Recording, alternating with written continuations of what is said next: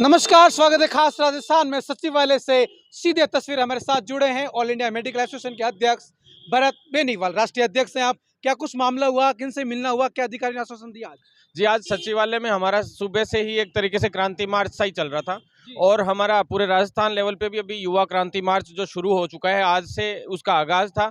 आज हमारा पहला दिन ऐसा था कि भाई जिसमें सभी अधिकारियों से हमें मिलना था, चिकित्सा विभाग के भी और फाइनेंस डिपार्टमेंट के भी और खास करके डीओपी के मुखिया हेमंत गेरा जी से भी, क्योंकि भर्तियों के जो भी नियम बनाना, सारे काम करना उनका काम होता है हेमंत गेरा जी का। वित्त विभाग के जो मुखिया हैं अखिल अरोड़ा जी, जो प्रमुख शासन सचिव भी हैं उसके, वो उनका काम होता है भर्तियों के लिए फाइनेंस देना, यानी कि जो पैसा देने का काम करते हैं। साथ ही चिकित्सा विभाग के मुखिया हैं डॉक्टर पृथ्वीराज जी, उनसे भी हमारा कल भी मिलना हुआ था, परसों भी मिलना हुआ था। सुरेश कुमार नवल जी से भी सुबह हमारा मिलना हुआ और उसके पश्चात आज हमने सभी से बात करी। सभी ने हमें आधा आधा घंटा 20-20 मिनट भी दिए, कईयों ने 10 मिनट भी दिए, किसी ने 5 मिनट भी दिए। तो सभी अधिकारियों से हमारी वार्ता हुई। उस वार्ता के पश्चात कुछ हद तक पॉजिटिव भी रही, कुछ जो चीज़ें नेगेटिव थी उसके लिए हमने सरकार को और आला अधिकारियों को भी हमने चेता दिया है। सोमवार को भी हमारी सीएमओ में बैठक है, वार्ता है, हमें बुलाया है इन लोगों ने। देखते हैं अब उसमें क्या निष्कर्ष निकलता है। लेकिन इससे पहले भी हम सीएमओ में भी दे चुके हैं सारी चीज़ें इन तक, और चिकित्सा मंत्री किन भर्तियों की बात हुई, उन भर्तियों को कैसे पूरा कराया जाए? जी, सबसे मुख्य रूप से जो चिकित्सा विभाग का जो लिखित परीक्षा का जो हमारा ऑर्डर जारी हुआ है, ये हमारी बहुत बड़ी जीत हुई आज से 2 दिन 3 दिन पहले। हेमंत गेरा जी को उसके लिए हमने धन्यवाद भी दिया आज कि भी क्योंकि वो डीओपी से वो पत्र जारी हुआ था, और चिकित्सा विभाग के अधिकारियों को भी हमने धन्यवाद दिया कि उन्होंने जो क्या फर्जीवाड़े पे लगाम लगाने के लिए जो एक कदम उठाया है, चिकित्सा विभाग की सारी भर्तियां लिखित परीक्षा से हों, इसके लिए हमने उनको धन्यवाद भी दिया। लेकिन क्या है, 1-2 भर्तियां ऐसी रह गई जिनको अभी भी ये लोग थोड़ा संशय रख रहे हैं कि भी वो मेरिट से होंगी या लिखित परीक्षा से होंगी। अब तक उसकी स्थिति अब तक क्लियर नहीं हो पाई थी, क्योंकि एमएनआईटी को भी एक भर्ती है, जैसे फार्मासिस्ट भर्ती है, उसकी अभ्यर्थनाएं भेजने की तैयारी कर रहे थे।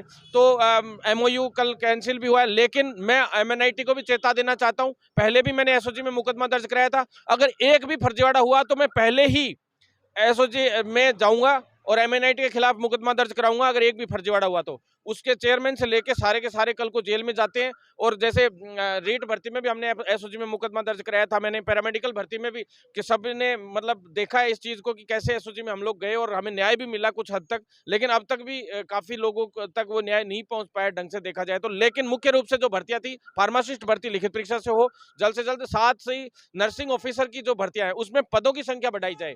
वित्त विभाग में अखिल अरोड़ा जी देखते हैं सारा काम, तो पदों की जो हमारी एक 4900 के करीब पदों की फाइल थी वो रुकी पड़ी थी इतने दिन से। जब अब एक तरफ ये कहते हैं भी सीएचए वाले भाई लोगों को जब हटा दिया गया है, तो यूँ कह रहे थे, बोले हमने तो वहाँ फाइनेंस दे दिया, तो इधर से भी तुम पैसे वो फाइल नहीं चला रहे हो, कम से कम उनके लिए 10,000 की भर्ती करवा दो, साथ ही उनका भी भला हो जाए कैसे भी करके, और साथ ही उनको बोनस अंक भी दे दो इसके लिए भी। और साथ ही उनका अगर एक्सटेंशन का अगर होता है, जैसे 3-4 महीने भी कम से कम उनका एक्सटेंशन होता है, तो उनको भी बोनस अंक मिल जाएगा, जैसे 1 साल का पूरा हो जाता है। तो वैसे तो 89 डेज का हमने उनको बताया कि भाई कई राज्यों में बोनस अंक देने का ऐसे प्रावधान उस वक्त मोदी जी ने भी कहा था, केंद्र सरकार ने भी कहा था, और यहाँ भी कहा गया था कि जो लोग कोविड में काम करेंगे उनको हम बोनस अंक देंगे 89 डेज, यानी 3 महीने जिसने कार्य कर लिया, तो उसके लिए कोई रूल्स बना दीजिए। साथ ही कॉन्ट्रेक्चुअल रूल्स जो है, कॉन्ट्रेक्चुअल जो संविदा सेवा नियम है जो 2022 बने हैं, उनके लिए भी हम लोग चाहते हैं कि भी जो संविदा में जिस तरह से कोई कैडर बन जाए, सीएचए वालों के लिए भी छोटा मोटा ऐसे तो बात सीएचसी की चलिए, एक बड़ा सवाल यहाँ पर है, आप मेडिकल एसोसिएशन के अध्यक्ष हैं राष्ट्रीय,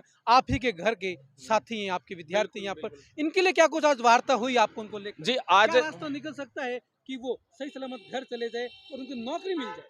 जी, उनको हम उनके लिए हमने 3 प्रपोजल दिए हैं, अलग अलग टाइप के प्रपोजल हैं। मुख्य रूप से जो पहले वॉलेंटियर्स वाला जो दिया था हमने फोर्स के लिए, वॉलेंटियर फोर्स के लिए, उनके लिए, तो वो तो खैर अब किसी को पसंद आए नहीं आए उस हिसाब से, कुछ लोगों को पसंद आया, कुछ लोगों को सही भी नहीं लगा। लेकिन सिर्फ एक उद्देश्य था कि उनका एक बार के लिए एक्सटेंशन हो जाए, और एक्सटेंशन हो जाएगा तो उनको 1 साल पूरी कंप्लीट होने के बाद उनको भी बोनस अंक मिलने की संभावनाएं बढ़ जाएंगी। तो इस वजह से बोनस अंक, चाहे लिखित परीक्षा भी होती है तो 10 अंक जो बोनस होता है वो एक तरफा उनको आगे ले जाता है, तो वो उसको उनका बड़ा फायदा मिलेगा। दूसरी क्या चीज़ है कि जो जो ये काम देखते हैं वो देखते हैं हेमंत गेरा जी एक तरीके से, क्योंकि कार्मिक विभाग के हाथ में होता है पूरा का पूरा, कार्मिक विभाग के अंडर में है पूरा, कॉन्ट्रेक्चुअल रूल्स जो हैं, जो सेवा नियम बन रहे हैं 2022, उसके अधीन इनको अगर कोई कैडर बन जाएगा या कैसे भी, तो उसी के आधार पे इनको एक्सटेंशन मिले या जो भी है आगे बढ़ाएं, तो उसका क्या रास्ता निकल सकता है, उसके तहत हमने थोड़ा विचार आज किया, काफी चीजें हमने उनको प्रपोजल दिए हैं।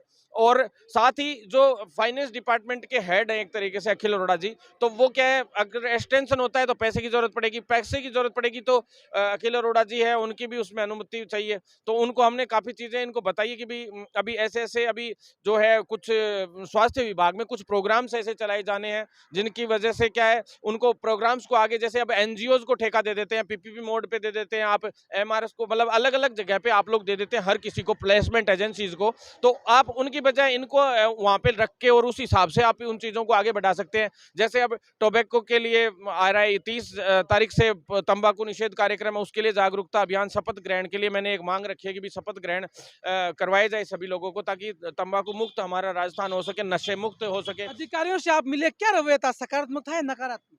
जी, अधिकारियों से मिले थे तो उसमें था पॉजिटिव भी रहा कुछ हद तक, लेकिन सीएचए के लिए अभी भी इतना सीरियस नहीं है वो लोग, जिस हिसाब से उनको उनसे रवैया था, बातें हमने उनकी प्रपोजल बता दी कि भी उनको अगर अच्छा लगे तो वो प्रपोजल ले लें तो अच्छा है, अभी नहीं तो क्या है, आंदोलन आगे बढ़ भी सकता है सभी साथियों का। और किसी कह रहे थे कि भाई 27 तारीख को हम उनको हटा देंगे, ये कर देंगे, तो साफ शब्दों में हमने चेतावनी भी दी थी, एमएल लाठर जी तक भी हमने बात को पहुंचाया था कमिश्नर साहब को कि भी अगर किसी को एक छोटी सी खरोंच भी आ गई तो हम ये मान लीजिए बहुत हाई लेवल पे आंदोलन करेंगे, और पूरा राजस्थान प्रदेश का एक एक मेडिकल विभाग का कर्मी और छात्र सभी उनके साथ है, ऐसी कोई बात नहीं, वो हमारे हैं तो आखिर भाई बहनी, तो हम बिल्कुल पीछे नहीं हटेंगे।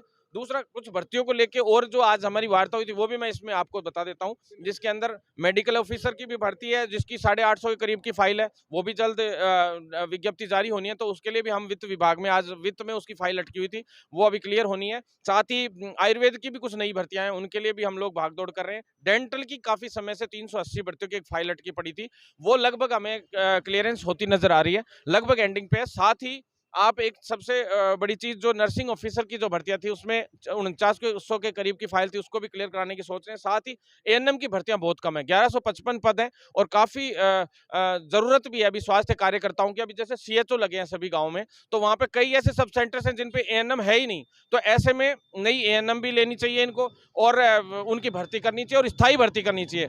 साथ ही जो है जो छोटे कैडर जो जिनका निर्माण हुआ है, बीबीटी, ओटी टेक्नीशियन और कैथ लैब, साथ ही नेत्र सहायक वाले जो साथी हैं उनके लिए, इन चारों कैडर्स के लिए भी नई जो भर्ती आ रही है, 200, 250, 200, 250, 150 से ऊपर पद सभी में सृजित हो रहे हैं। लेकिन नेत्र सहायक पे सबसे कम थे 73 पद, वो बढ़ा के अभी 225 से 250 करवाने का हमारा प्रोग्राम चल रहा है कि भी वित्त विभाग से हमें संक्शन मिल जाए। ईसीजी टेक्नीशियन के लिए भी नए पदों पर भर्तियां लाने की कोशिश कर रहे हैं हम लोग, तो उसमें भी कुछ हद तक 180 के करीब भर्तियों की लगभग हम लोगों की सहमति आज बनी है, कि कह रहे हैं कि भी 180 तक हम लोग, फाइनेंस डिपार्टमेंट हम लोगों काफी देर 2-3 दिन में काफी बातों पे चर्चा हुई थी। वीपी जारोली को बर्खास्त किया गया, हाँ। किस आधार पर किया गया, बड़ा सवाल है, लेकिन एसओजी ने अभी तक उनसे पूछताछ नहीं की। माननीय न्यायालय ने कल कहा कि उनसे जांच की जाए, उनसे पूछताछ की जाए, क्या एसओजी कर पाएगी? जी, अब मेरे को तो इसलिए नहीं लगता क्योंकि उन्होंने एक वक्तव्य दिया था, एक कमेंट आया था उनका, मीडिया ने जब पूछा था उनसे, तो उन्होंने कहा था कि राजनीतिक संरक्षण में पेपर आउट हुआ है, ये बात वो बोल चुके हैं। उसके बावजूद उस वक्त जब इन्होंने इनसे पूछताछ नहीं करी, हम लोग कोर्ट में चले गए, हाई कोर्ट में भी हम लोगों ने पिटीशन दायर की थी, उसी के बाद ही एसओजी में मुकदमा दर्ज हुआ था, और उसके बाद हमने प्रगति रिपोर्ट मांगी। प्रगति रिपोर्ट के दौरान भी जो एसओजी से प्रगति रिपोर्ट मांगी इस केस में, तो उसके अंदर भी अब तक प्रगति रिपोर्ट में हमने यही मांगा था कि भी जारोली, सुभाष गर्ग जी, सभी से आप पूछताछ कीजिए ना, जी तो क्या लगाए ऐसे चोरों के, आधे से ज्यादा तो चोर साबित हो चुके हैं इनमें से, तो ऐसे लोगों के क्या तो जी लगाए, तो इन लोगों से, जारोली से भी पूछताछ होनी चाहिए। और सरकार ये कह दे प्रशासन की भी हमारे बस की बात नहीं है, तो हम लोग जो युवा लोग हैं वो हिसाब ले इनसे ढंग से, तो कह दे कि भाई हमारे बस की बात नहीं है, पर ये लॉ एंड ऑर्डर क्या है पूरी तरह से फेल हो गया अभी राजस्थान में। नकल विरोधी कानून आ चुका है, उसके बाद में पुलिस की भर्ती में इतना बड़े स्तर पर पेपर आउट हो गया।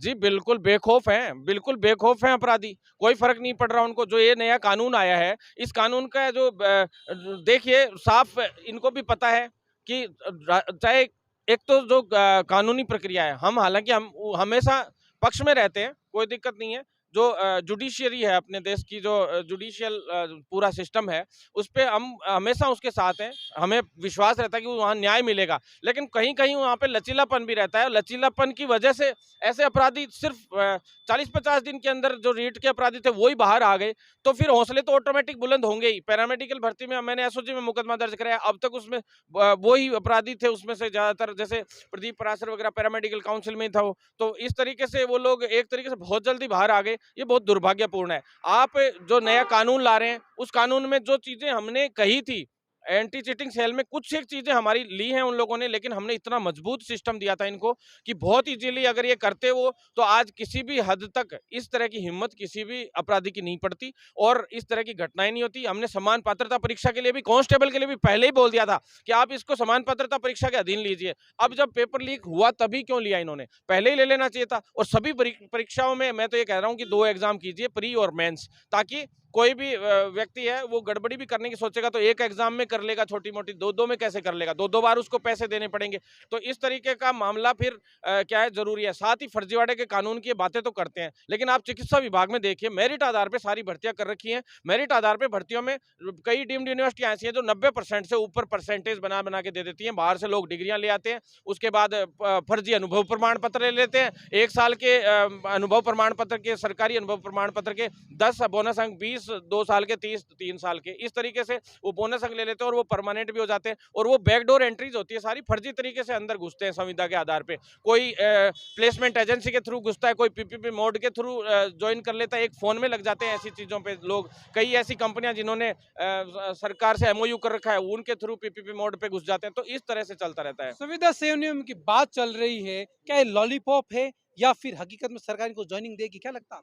जी, सरकार इस मामले में संविदा कर्मियों को तो हमेशा लॉलीपॉप ही दिया है, इन्होंने बेवकूफ़ ही बनाया। इसकी सच्चाई इसलिए मैं आपको सामने ही रख देता हूँ। ये बड़ी-बड़ी बातें करते हैं, सेवा नियम के लिए जो बनाए हैं कॉन्ट्रेक्चुअल रूल्स, हर बार इन लोगों को बेवकूफ़ बनाने के लिए, संविदा कर्मी भाई हैं, इनको बेवकूफ़ बनाने के लिए 2014-15 से ये कमेटियाँ बनती हुई आ रही हैं और इनके चेयरमैन कोई ना कोई एक मंत्री को बना देते हैं। जैसे अभी बीडी कल्ला जी को बना रखा है, इससे पहले थोड़े दिन पहले इनको सुभाष गर्ग जी, इन लोगों को जिम्मेदारी दे रखी थी। उससे पहले जो बीजेपी की सरकार थी, उस दौरान यूनुस खान को बना रखा था और उससे पहले यूनुस खान जी से हमारी काफ़ी बहस भी होती थी उस वक़्त। तो इस तरह से ये बनती रहती हैं और इनमें आते रहते हैं, कुछ नहीं, कोई गिनी चुने किसी का भला हो गया तो बहुत मुश्किल से बात है। बाकी अगर इनको रियल में भला करना है, 7,000-8,000 में घर चल बस सकता है। यही तो बात है सर। संविदा कर्मियों में ये कहते हैं कि हम संविदा कर्मियों का बहुत बड़ा उत्थान करना है, तो आप उनको समान कार्य समान वेतन के अनुसार एक बार के लिए बेसिक सैलरी तो दीजिए। भाई एक नर्स का जो पेमेंट है, सुप्रीम कोर्ट ने भी आदेश दे दिया, 26,500 रुपया उसको मिलना चाहिए 50 बेड के ऊपर के हॉस्पिटल या 50 बेड के हॉस्पिटल में वो काम करता है तो, या फिर करता है या करती है तो। और 50 बेड से नीचे के हॉस्पिटल में भी या कहीं भी काम कर रहा है, वो पास आउट भी है जीएनएम बीएससी नर्सिंग, तो उसके लिए 20,000 रुपए सुप्रीम कोर्ट ने तय कर दिया। मैं खुद केस जीत के आया हूँ ये। साथ ही फार्मासिस्ट का भी हम तय करवा के लाए थे। इसी तरह से क्लिनिकल एस्टेब्लिशमेंट एक्ट एक राजस्थान में बने चिकित्सा विभाग में, तो ऑटोमेटिक संविदा कर्मी हो चाहे प्राइवेट सेक्टर में व्यक्ति काम करने वाला हो, उनके लिए एक सैलरी जब तक निर्धारित नहीं होगी तब तक उनका भला कैसे होगा, आप बताइए। साथ ही जैसे आप कहीं भी शोषण के अलावा कुछ नहीं है संविदा पे, मैं जानता हूँ। पहले 5 साल आप संविदा पे शोषण करवाइए 7-7 हजार में, फिर उसके बाद आप 2 साल का प्रोबेशन पीरियड, सरकार को फ्री में मजदूर मिले हुए हैं, बंधुआ मजदूर मिले हुए हैं और अच्छे से सरकार इनको यूज करती है, रगड़ती है, फिर उनके लिए ऐसी कमेटियां बनाती है बेवकूफ बनाने के लिए और वो लॉलीपॉप पे लॉलीपॉप देते रहते हैं। ऐसा कुछ नहीं है कि इनके लिए कुछ मजबूत, जिस दिन ये एकजुट हो जाएंगे इनको टुकड़े में बांट दिया जाता है, किसी को संविदा के आधार पे बांट जाता है, किसी को किसी कर्मचारी संघ के आधार पे। इन्होंने खुद नहीं अपने कर्मचारी संघ चलवा रखे हैं 5-6, तो कई ऐसे तो फिक्स रहते हैं जो सरकार के होते हैं, वो एक दूसरे से क्या करते हैं, भाई इसमें टुकड़े पैदा कर दो, अलग अलग टुकड़े पैदा कर देते हैं। आंदोलन जैसे ही होने को होता है 5-5 संगठन आते हैं, तो ये हालात पैदा कर दिए इन्होंने और इसी की वजह से आज दुर्गति हो रही है इस पूरे सिस्टम की। ये थे भरत बेनीवाल, जो ऑल इंडिया मेडिकल एसोसिएशन के राष्ट्रीय अध्यक्ष है। विभिन्न भर्तियों को लेकर, फिर चाहे उसमें फार्मासिस्ट भर्ती हो, फर्स्ट ग्रेड की भर्ती हो वर्तमान जो आ रही, और विशेषकर चिकित्सा विभाग में जो भर्तियां आ रही है और रीटेबल मुद्दे को लेकर वर्तमान में जिस तरीके से मुद्दा चल रहा है, राजनीतिक सरगर्मियां चल रही है, संविदा कर्मचारी के मुद्दे पर नजदीक से बारीकी रखी। और आज कहाँ क्या कुछ हुआ, सचिवालय में किन किन अधिकारियों से मिले, हेमंत गेरा से मिले, अखिल अरोड़ा साहब मिले और वर्तमान अधिकारियों से मिले, तमाम जानकारी खास राजस्थान पर लाइव तस्वीर कुलदीप चरण के साथ, सचिवालय जयपुर।